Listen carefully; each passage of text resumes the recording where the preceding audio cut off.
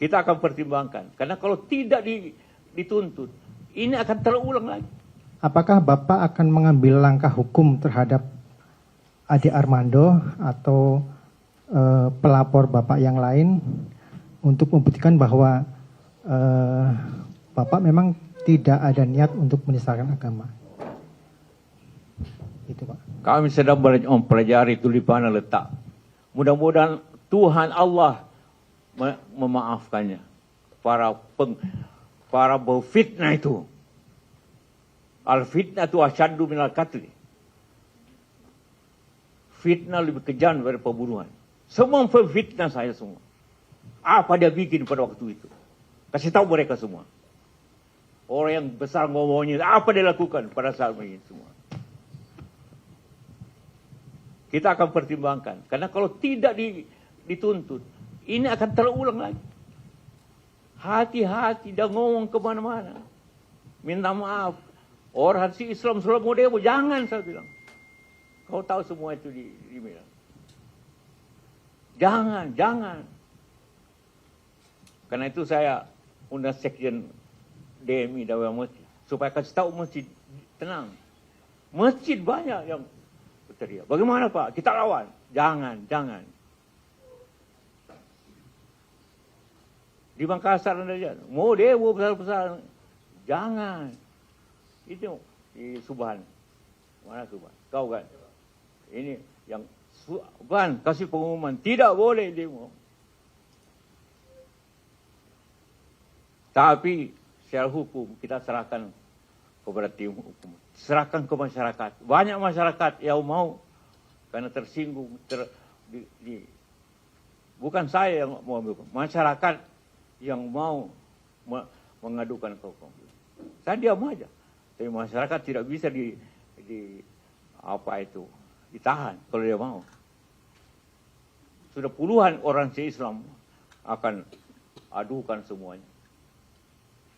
Terserah mereka. Saya sedih, mudah-mudahan Tuhan memaafkan dia. Mengampuni bukan maaf.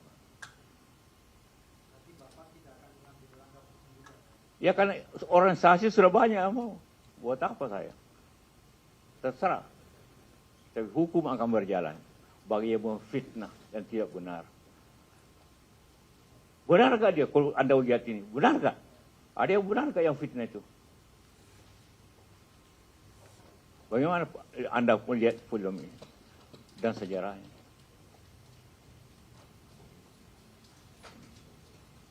Ada lagi? Silakan.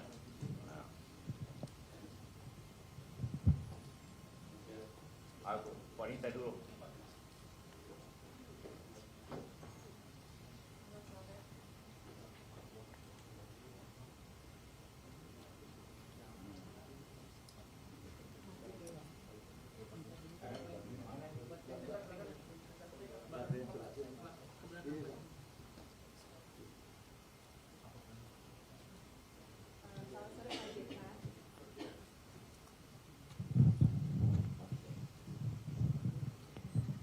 Selamat sore Pak JK, saya Okta dari Kompas TV. Izin saya tidak berdiri takut menutupi kamera teman-teman yang lain di belakang. Pak JK, berarti penegasan Pak, kemarin kan juga sempat ada pelaporan ke polisi ya, terkait dengan pernyataan Pak JK di UGM tersebut. Nah ini artinya Pak JK melihat apakah ada upaya politisasi atau seperti apa begitu? Terima kasih.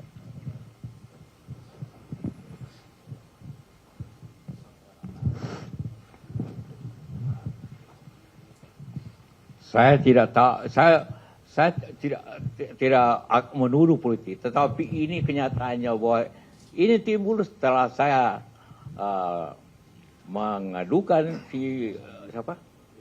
Rismon. Dan kedua saya mengatakan bahwa ini sudah 2 tahun rakyat ini berkonflik, bertentangan, saling mengadu, saling berteriak-berteriak, demo. Sudahlah Pak Jokowi, sudah. Kasihlah ijazah saja. Itu saja. Timbul lain. Sensitif sekali itu ijazah. Kenapa sih? Dan saya yakin itu asli. Kenapa tidak kasih lihat? Kenapa tidak kasih lihat? Membiarkan masyarakatnya berkelahi sendiri. Saling memaki masyarakat. 2 tahun. Ini saya ingin kasih tahu sama Anda. Saya berpasangan dengan, saya wakilnya Pak Jokowi. Tapi karena sudah selesai urusan ini, maka kita sebuah warga negara biasa. Saya lebih tua dari dia. Jadi sebagai orang yang lebih senior, saya nasihati. Banyak yang mengatakan, apa lagi Pak JK itu, apa kurangnya Pak Jokowi ke Pak JK sehingga begini. Apa satu dulu Pak JK? Ada nggak? Ada satu dulu nggak? Ada nggak? Salawan nggak Pak Jokowi? Enggak. Si Rismon mau ketemu saya dengan 7 orang. Saya tidak terima. Mana jadi?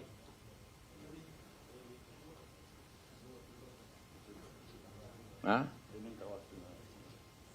minta waktu, nanti dipilihkan WA-nya oleh temannya yang saya tolak. Roy Suryo mau ketemu, saya tolak. Demi saya mau netral. Mana itu? Ini. Baca.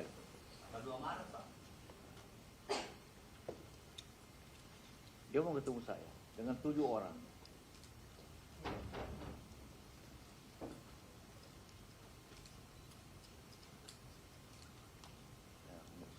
Berikan buku, dia kasih buku saya.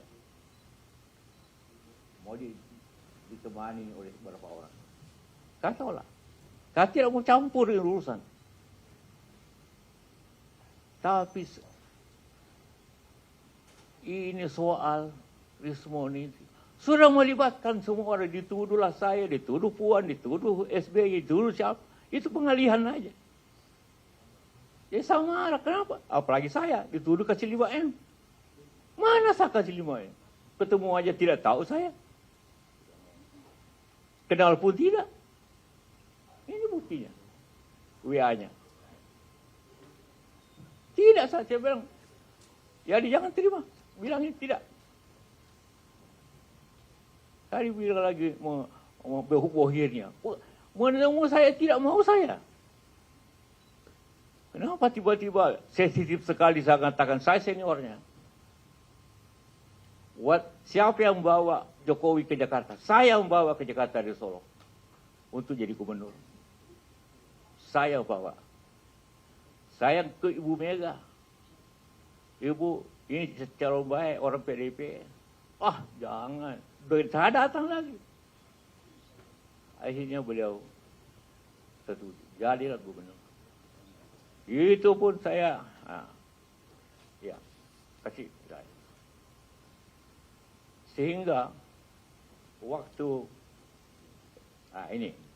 dia menang jadi gubernur, setelah ke Ibu Mega datang sama saya, ucapan terima kasih. Apa kurangnya saya coba? Saya bawa ke Jakarta. Kasih tahu semua itu termul itu. Jokowi jadi presiden karena saya. Kan tanpa gubernur mana bisa jadi presiden? Coba dia.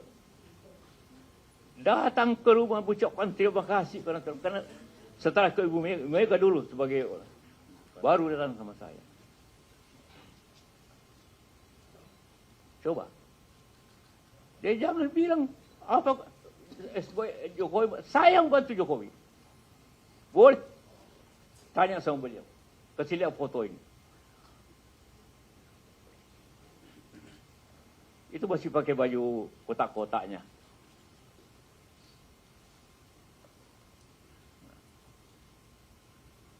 Ngerti? Dia jangan macam-macam itu. Hoax itu bahwa saya yang bantu. Saya yang bawa. Memang, ini 2 tahun dia gubernur. Oke, silakan. Saya tidak campur. Saya tidak pernah datang waktu gubernur. tiba-tiba mau jadi presiden. Saya bilang lah, belum cukup pengalaman, jangan, nanti rusak negeri ini.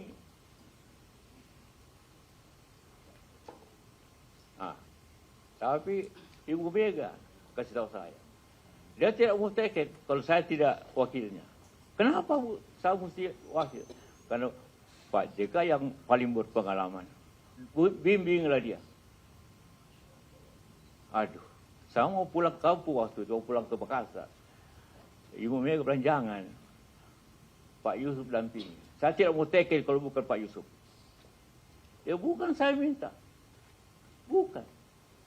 Ibu Mega yang minta sama saya agar dampingi karena beliau tidak ada pengalaman.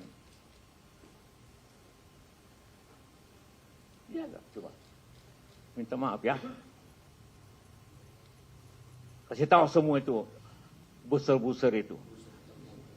Dia tidak jadi gubernur kalau bukan saya.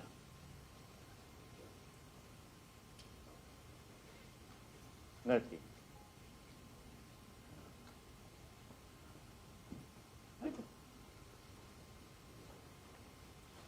Di rumah ini di depan. Begitu pulang dihubungkan menang, datang langsung ke Mega, langsung ke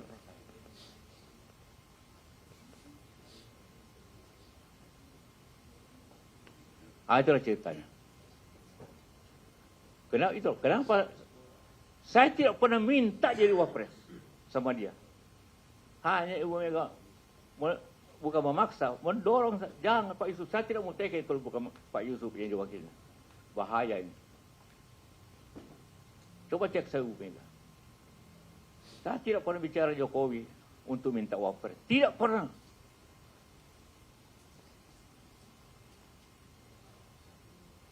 Jadi orang, kenapa tiba-tiba wapres? Iya, karena bahaya negeri ini kalau dia sudah dipilih oleh PDIP. Jadi saya orang Golkar, bayangkan. Orang Golkar, tapi oleh PDIP mencalonkan saya wakil. Bukan karena partai, hanya karena perlu dibantu beliau ini. Perlu didampingi.